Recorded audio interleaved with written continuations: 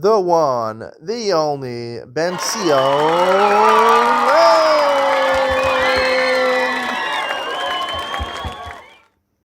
Good morning and welcome to Yeshiva YouTube, Iyun and Sion. Today we're doing Shekalim, Perek Aleph, Mishnah Vav and Zayin.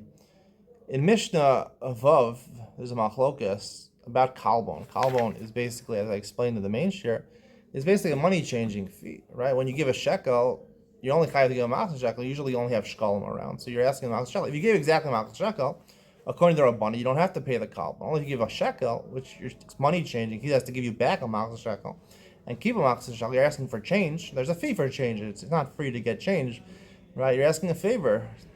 You're asking a favor. Everything has value. Everything. You can't just ask for favors all the time. Asking for favors is basically asking for something for free that really you should be paying for.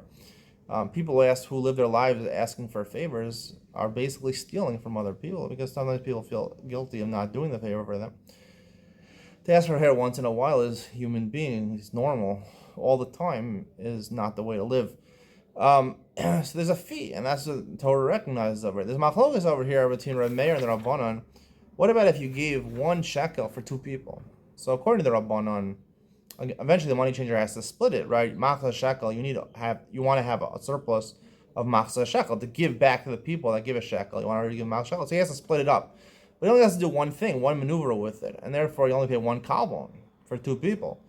But the Reb Meir says you pay shtei kalbonos. So what's the reason of Reb Meir, right? Why does Reb Meir say that you have to pay 2 kalbonos? So one explanation, the explanation I gave in the regular share, is that it's a gzeira, right? If we allow a person who's giving a full shekel for him and his friend to only pay 1 kalbon, in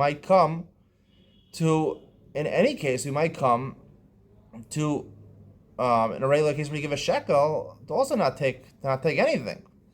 And that would be the wrong thing. It's a gzeira, right? Low plug or something like that. But there could be a different reason. I think this is what Rav Bar Tanura is saying, and the money changing fee really I'm getting from the Tiferes Yisrael. Rav Bar Tanura says the reason of kalbon is Hishum hechra. Hechra means a weight or something like that.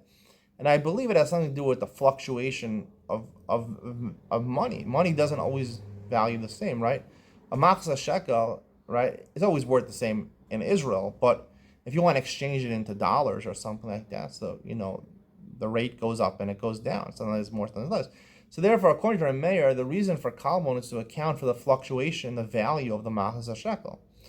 And therefore, when I give the mitzvah in the Torah is to give a machzor shekel, but the price, right? I give it before Echav Nisan. It might go up the price. So, like when you go on Amazon, and you want to buy something from America, they charge you extra for. They don't give you the exact exchange rate because the exchange rate might go up, right? It might go up before the product is delivered to you. So therefore, they charge a little extra to protect you, to protect themselves against the change in the rate, right? The value of the shekel you're paying in shekels for something that was supposed to be paying in dollars, so the value of the shekel might go down compared to the dollar. So to account for hechra, I believe that's what he means by hechra. So to account for that, maybe that's the position of Reb Meir. Reb Meir says no, even though it's 1 shekel for 2 people. There's only 1 exchange fee, right?